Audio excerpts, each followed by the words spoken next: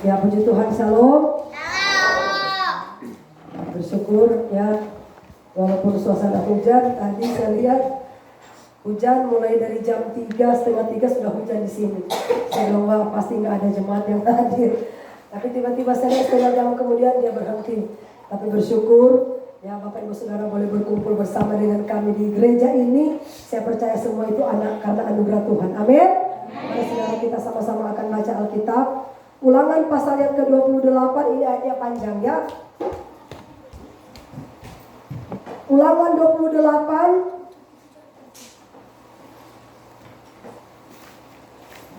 Ulangan 28 ayatnya yang pertama sampai dengan ayatnya yang ke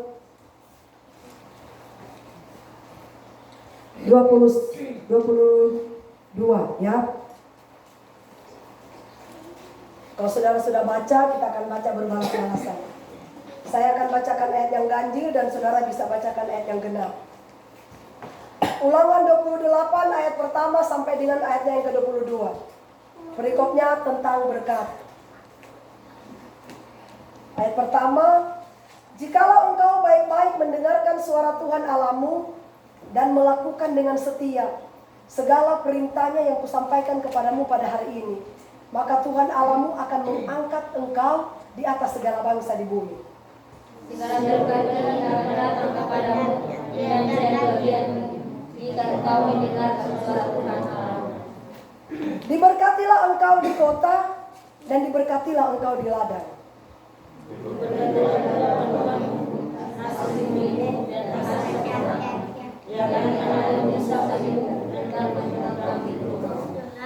Diberkatilah bakulmu dan tempat adonanmu.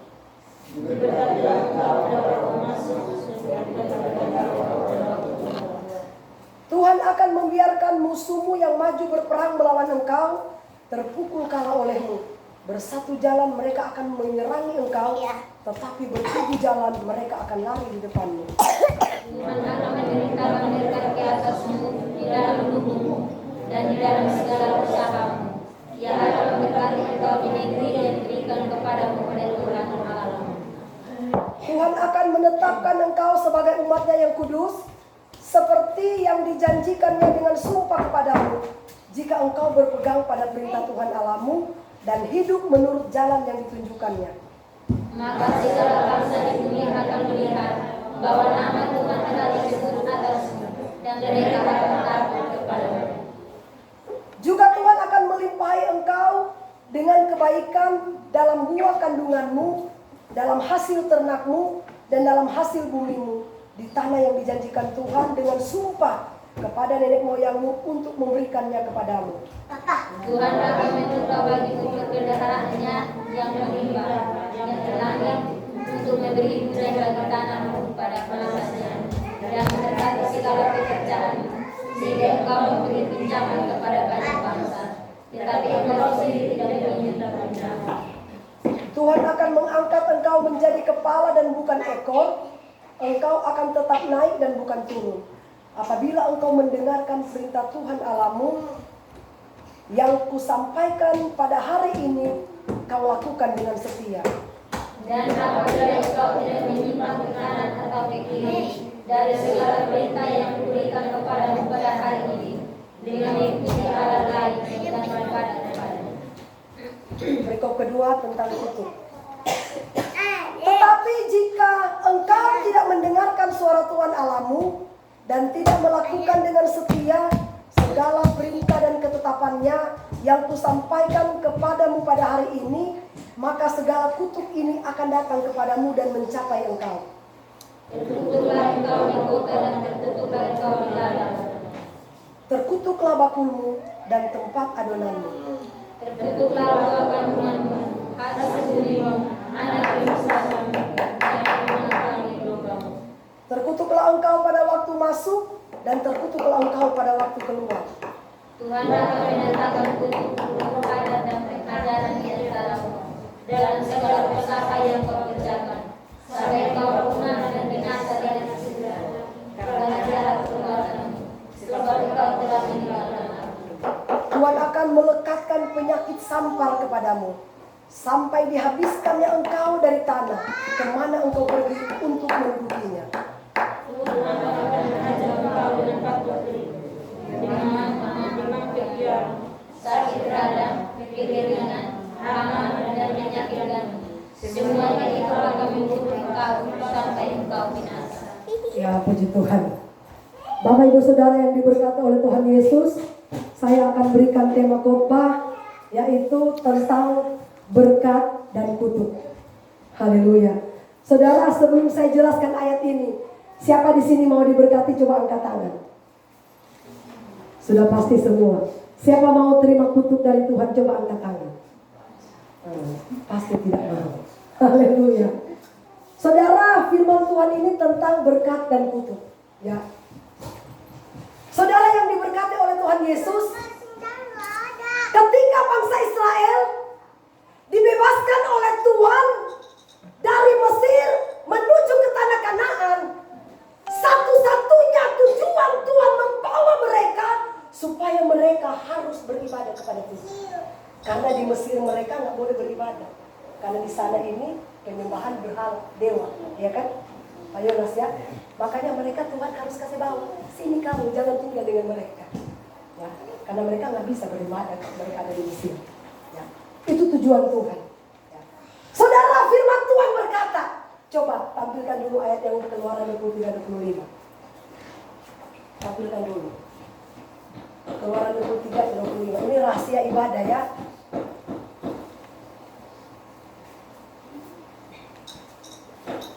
Ya, Ibu Angel bacakan cepat-cepat. Ya, saudara lihat ya, bacakan. Ya berdiri baru bacakan. Kuat-kuat supaya mereka dengar. Tetapi kamu harus beribadah kepada Tuhan Allahmu, maka Ia akan memberkati roti makananmu dan air minumanmu, dan aku akan menjauhkan penyakit dari tengah-tengahmu. Ya, saudara, ini janji Tuhan ya, bukan saya yang berjanji, tapi Tuhan yang berjanji. Ya. Jadi saudara, tujuan Tuhan ya membebaskan bangsa Israel dari Mesir menuju ke tanah Kanaan yang nggak begini. Ya, kamu harus beribadah kepada Tuhan Allahmu. Ya kan?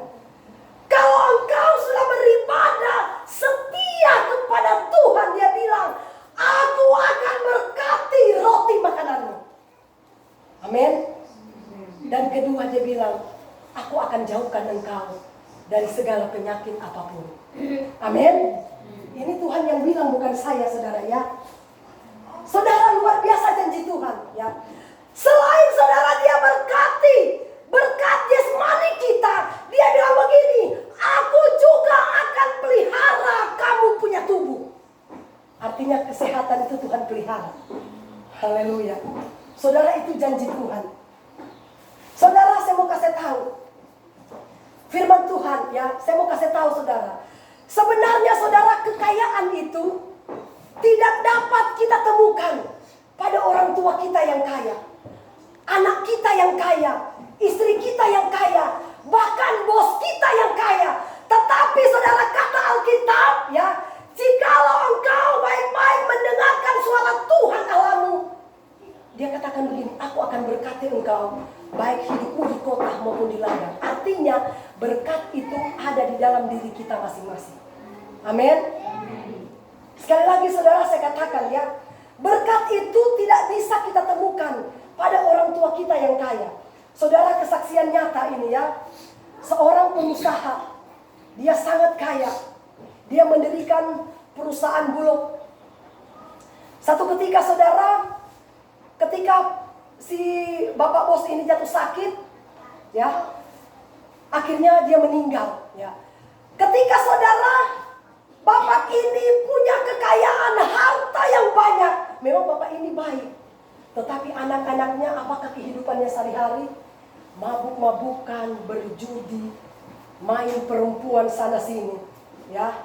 Nah saudara, singkat cerita, setelah bapak ini meninggal, digantikanlah posisinya sama istrinya. Karena istrinya nggak mampu menanggulangi saudara perusahaan itu, akhirnya sahamnya dijual ya. Setelah dijual saudara, akhirnya istrinya mendirikan satu toko yang ada di Manado. Saudara, bayangkan ya, pada waktu saudara istrinya bangun sebuah toko, nah toko ini saudara cuma dihabiskan oleh menantunya yang suka berjudi. Akhirnya toko itu pun bangkrut ya. Akhirnya kepikiranlah si ibu, akhirnya dia jatuh sakit ya, cuma darah tinggi, paf, langsung roboh, meninggal di tempat. Jadi meninggal dua-dua ya. Nah saudara, anak-anaknya pada waktu kedua orang tuanya meninggal kaget ya. Tadinya mereka punya harta kekayaan, orang yang dihormati, orang yang dibangga-banggakan oleh banyak orang. Tetapi kenapa saudara, ketika orang tuanya meninggal, anak-anaknya yang suka berjudi, mabuk-mabukan, gak bisa lagi buat apa-apa. Akhirnya kekayaan orang tua gak bisa lagi diwariskan. Satu-satunya yang tertinggal cuma apa? Rumah. Dan mereka semua tinggal di sini. Yang satu narkoba, yang satu suka main perempuan, yang satu lagi saudara, dia ditinggalkan suaminya karena suaminya suka berjudi. Akhirnya hidup melarat. Tadinya kaya, luar biasa, punya usaha, bapaknya pengusaha. Tapi setelah bapaknya meninggal, anak-anaknya hidup melarat. Itu artinya saudara, kekayaan itu tidak bisa kita harapkan dari orang tua, tidak bisa kita harapkan dari anak, tidak bisa kita harapkan dari bos. Tetapi Alkitab katakan, kekayaan itu bisa kita dapati dari diri kita sendiri. Kuncinya dia bilang saudara, jikalau engkau taat dan setia kepada Tuhan, Alkitab berkata saudara, aku akan berkati engkau, baik hidup di kota maupun di ladang. Aku akan berkati bakulmu, aku akan berkati kandunganmu, aku akan berkati lumbung-lumbungmu, aku akan angkat engkau jadi kepala dan bukan ekor. Engkau akan tetap terus naik dan tidak pernah turun. Itu janji Tuhan, bukan janji saya. Amin. Amin. Jangan pernah mengharapkan kekayaan orang tua. Jangan pernah mengharapkan kekayaan anak-anak. Oke lah, orang tua kalau sudah takut Tuhan, tiba-tiba anak berhasil, anak memberkati, puji Tuhan. Tentu saja pasti anak-anaknya orang yang takut akan Tuhan, sehingga tampiasnya ke orang tua. Amin. Haleluya. Saudara, itu kata Alkitab ya. Asal kita mau taat dan dengar-dengaran kepada Tuhan. Dan kutuk saudara, dia katakan, coba.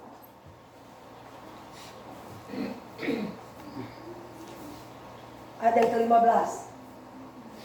Saudara lihat, Tetapi jika engkau tidak mendengarkan suara Tuhan Allahmu dan tidak melakukan dengan setia segala perintah dan ketetapan yang kusampaikan kepadamu pada hari ini, maka segala kutuk ini akan datang kepadamu dan mencapai engkau. Tuhan kata, aku akan mengutuk buah kandunganmu. Artinya, kok dia sudah bertahun-tahun gak punya anak?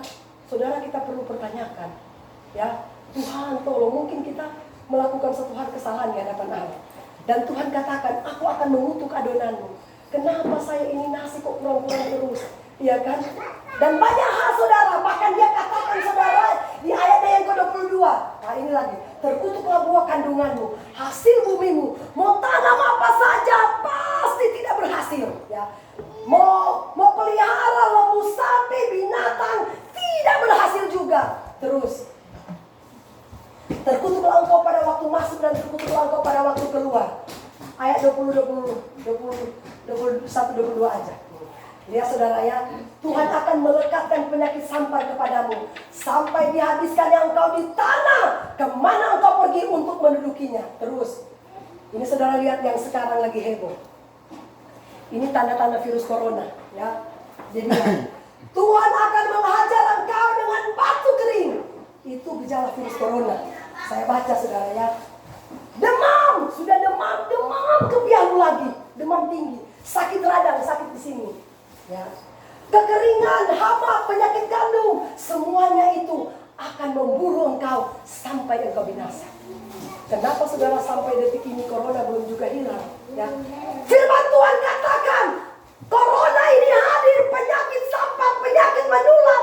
Aku akan buru semua orang fasting di tengah-tengah dunia ini.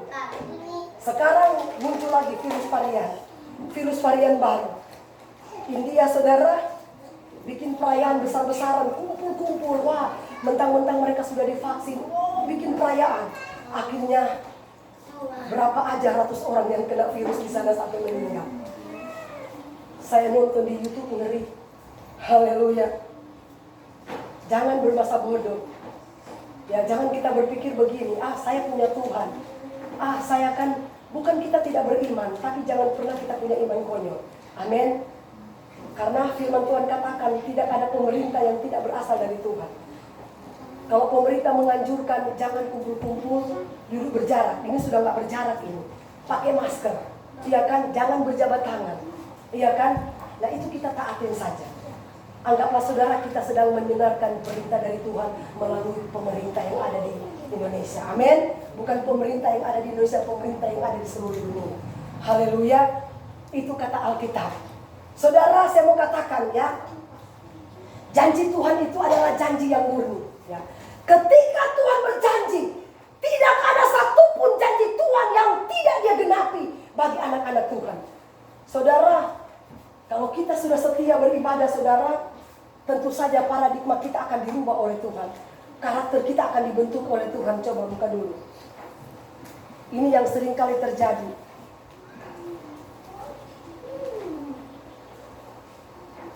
1 Timotius pasal yang keempat, ayat yang ke-7 sampai dengan ayat yang ke-8.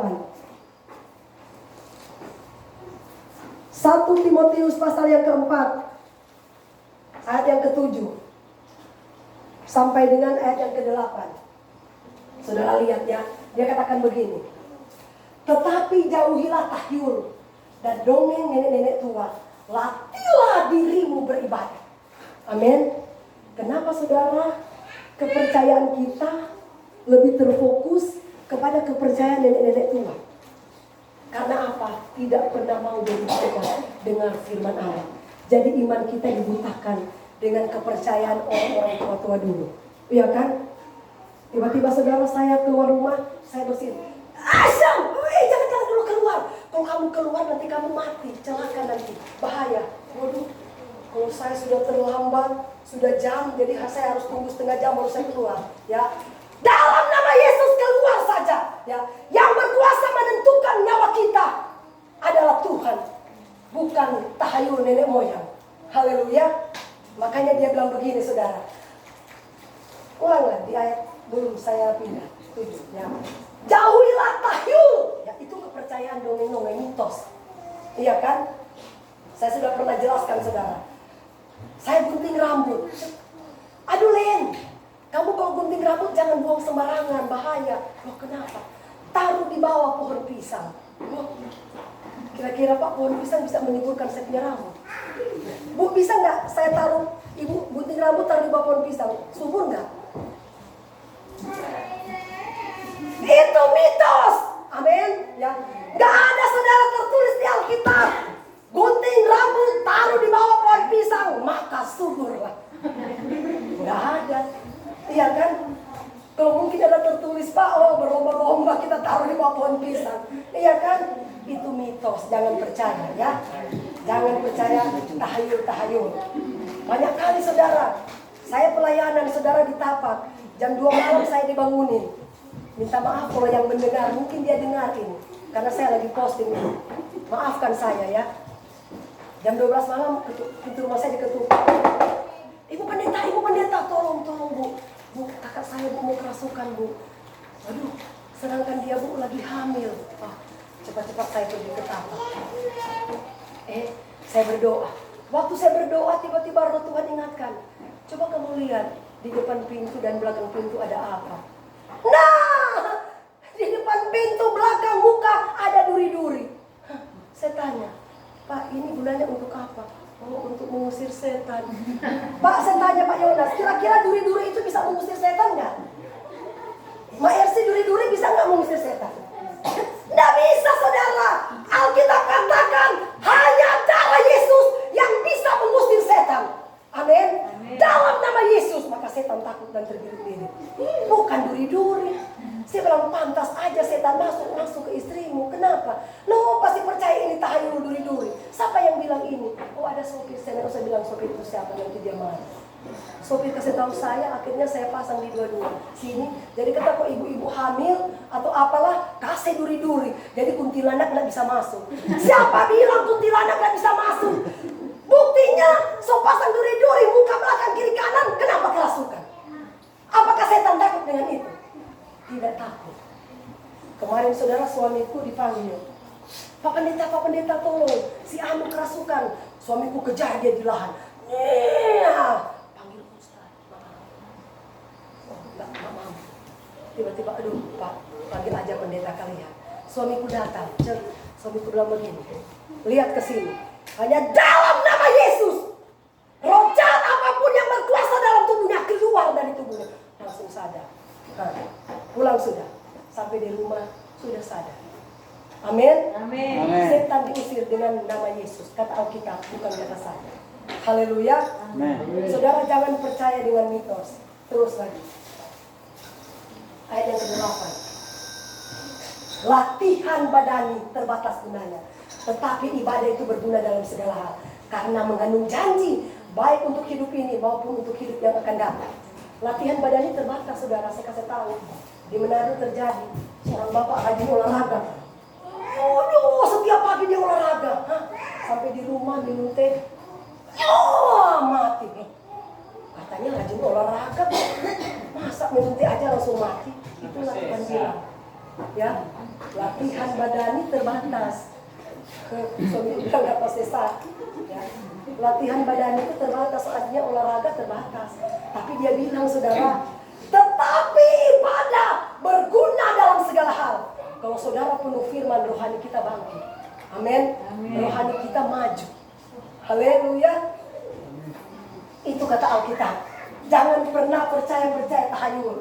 Dongeng-dongeng nenek tua. Ada banyak saudara yang, aduh Len, kamu ini tanam bunga ini mujur. Wah, ada nggak tertulis di Alkitab?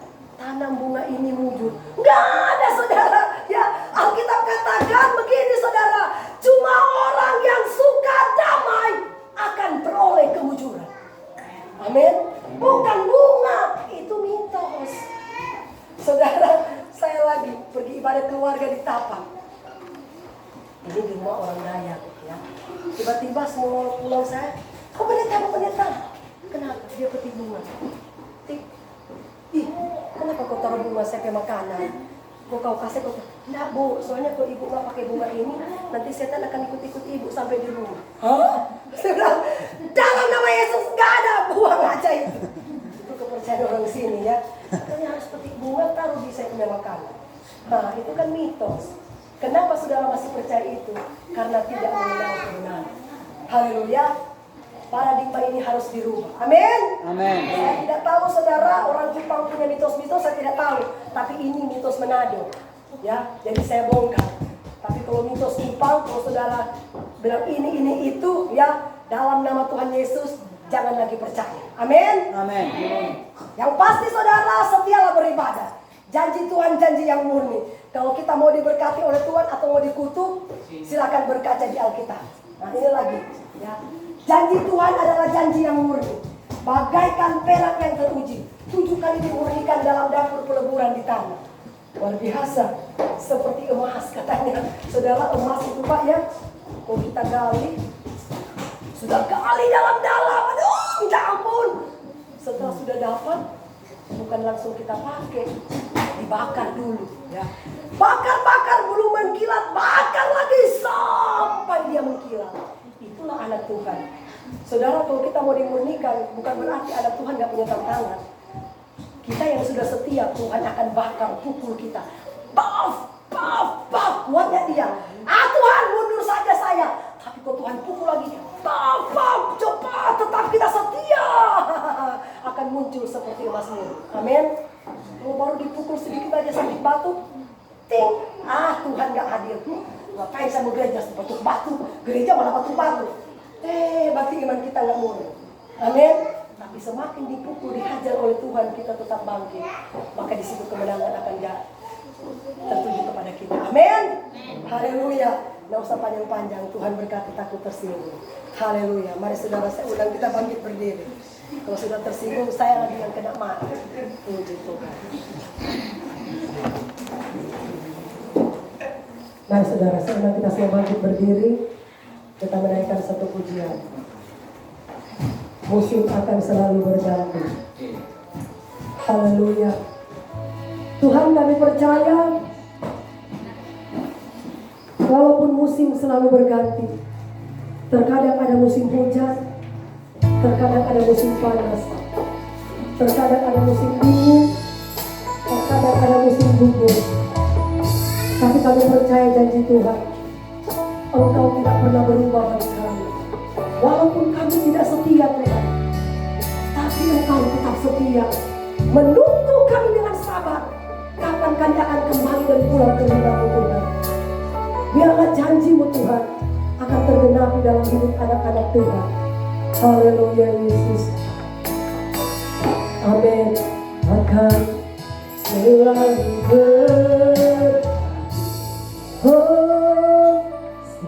Tuhan tetap abad, tak pernah berubah, sampai selamanya. Ku tetap percaya, ku yakin Tuhan memberkati. Ku yakin Tuhan melindungi. Burung di udara Tuhan pelihara, burung di udara Tuhan pelihara. Karena kasih Tuhan selalu, amin. Tuhan selalu menolongku, selalu menjagaku. Sehelai di rambutku tak akan terjatuh tanpa seizin. Selalu menolongku, selalu menjagaku. Dia mengenyangkanku dan meliharaku seumur hidupku. Sekali lagi saudara, dengan segera hati kita menaikkan pujian ini. Haleluya. Mulai berganti, yes, Sang Tuhan tetap abad, yes Tuhan, tak pernah berubah sampai selamanya. Ku tetap percaya, ku yakin Tuhan, yakin Tuhan memberkati, ku yakin Tuhan, yakin Tuhan melindungi. Katakan burung di udara Tuhan pelihara, burung di udara Tuhan pelihara. Karena Tuhan selalu, amin, Tuhan selalu menolongmu, selalu menjagamu,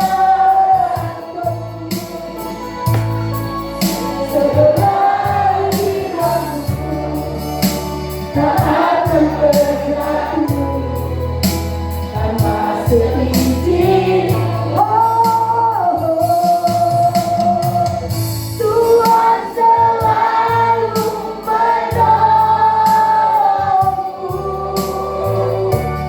selalu menjagamu.